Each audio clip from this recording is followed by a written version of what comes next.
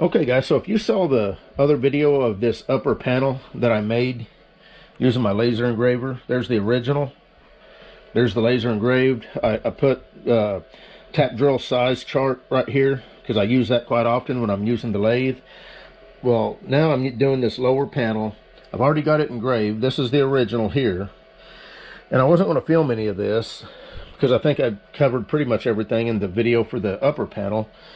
But I had to buy so I bought two individual hole saws to cut these two size holes. These two were one size, can't remember the exact size. Then this was another size. And it worked so well that I bought a whole set. And I'm going to show you how nice it does and the set that I bought. These are 7/8, and so really I only needed one more hole saw, which was 7/8 for these holes here. But I thought, you know, these things work so well, I've got to have the entire set. So let me bring you over here. So here's the plate, all engraved. I've already got the center holes drilled out. Here's the hole saw. Here's the kit that I bought.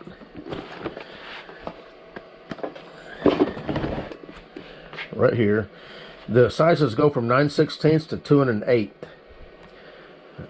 Here's a picture of the hole saws. There's the hole saws themselves. Comes with a couple of Allens. Come with two extra drill bits. The drill bits that's in them are all the same size. They're locked down with this set screw right here. It's got a spring to push out the little chunk of metal that it generally leaves behind. But let me show you how nice these work. And then I'm going to finish drilling these up. I've still got to drill the corner holes, and then we're going to get it put on. And there's something else unique that I want to show you about this lathe I've never seen before, the way these switches mount. But anyway, let me show you how nice how nice of a hole these hole saws drill. I've been really impressed.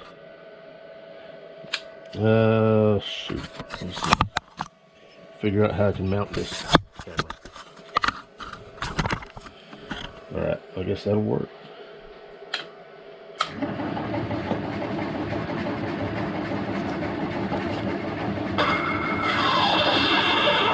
This is 1/8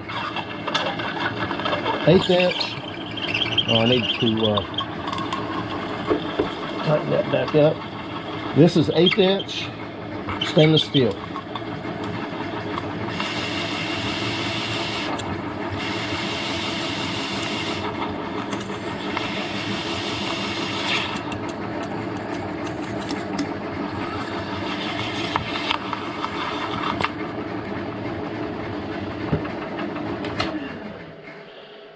Now let me show you.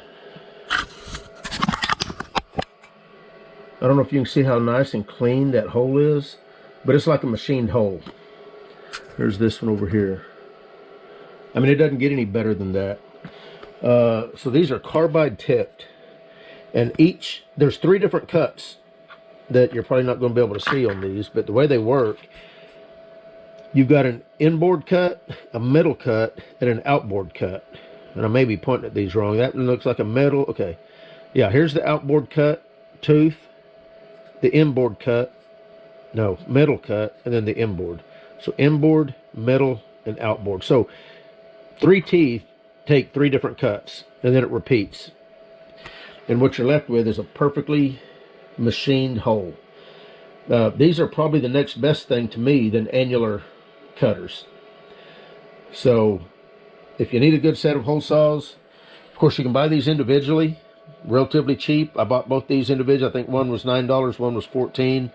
And then whenever I needed that other one, I just said, you know, these things are cutting so well, I've got to have an entire kit so that I'm pretty much covered. I think I already said it, but this kit goes from 9/16 to 2 1/8. Anyway, I'm going to finish these holes. Okay, just finished the 4th hole. Let's take a look at the back side.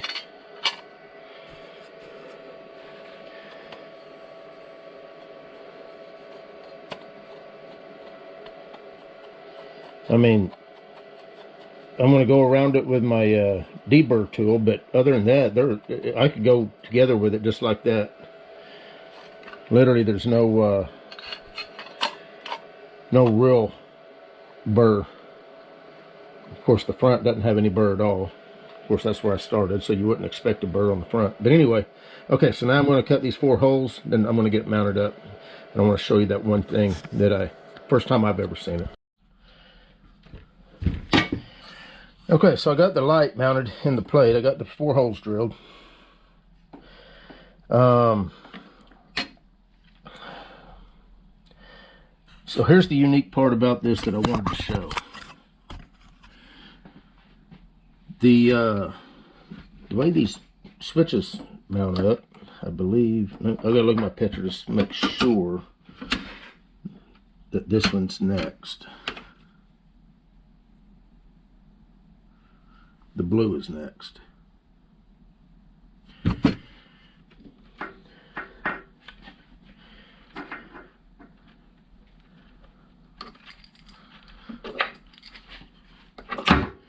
Let's get those out of our way. Okay, so you look at these 2 set screws, and then if you look in here, the actual switch part is this little green button right here.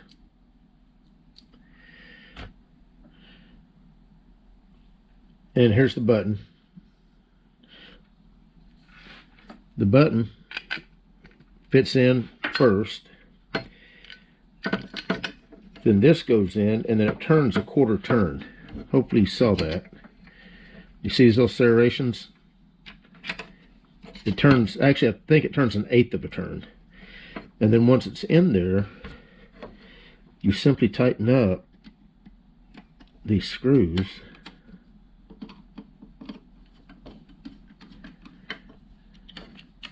And the switch is in there. Now what's nice about that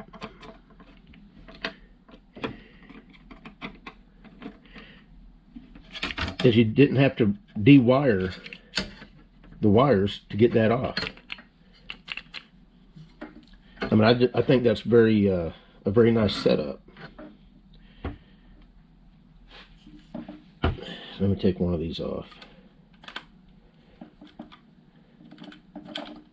The only one I had to de-wire was the light, because the light's different. The light's got this jam nut. You can't pull the whole thing out if the wires are connected. So, and the way this one goes, this wire went around those 2. So here again, I'm going to take you see the little groove right there that when you put it in, that's the groove that you're going to turn a 1/4 turn. And if I had these backed off enough, I'd be able to do that. I keep saying a 1/4 turn. It's actually 1/8 of a turn. Let me back these off a little bit more.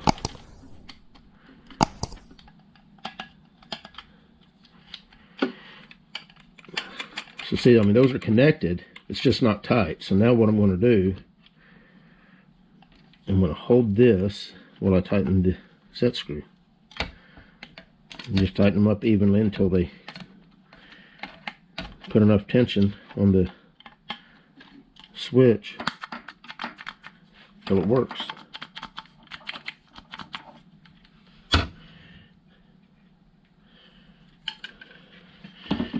And to demonstrate that, oh, and here, so this switch is a little bit different, but it works the same way. Get on there. I want to show you. So, see, they're locked together. 1/8 of a turn, they come right off. Anyway, that's all I really wanted to show.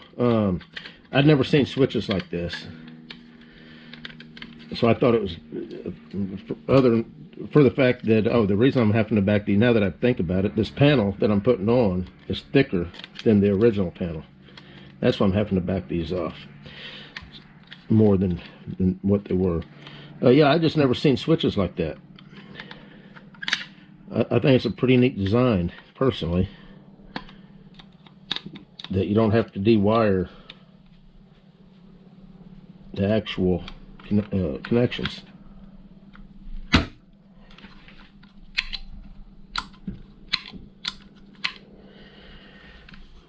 Now, all I gotta do is hook this one here up. I hooked both these up earlier thinking that I wasn't going to have to take this one back off. So anyway, let me get this screwed in. We'll try it out. There she is.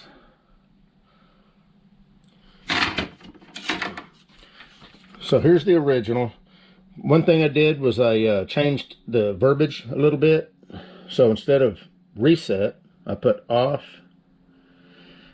And the reason is that this is actually like pretty much the main on-off switch, but it's got an emergency where if you just tap it, it's off. And then of course you got on. They had power start. They had inching. I put jog, and then I stuck with power for the light.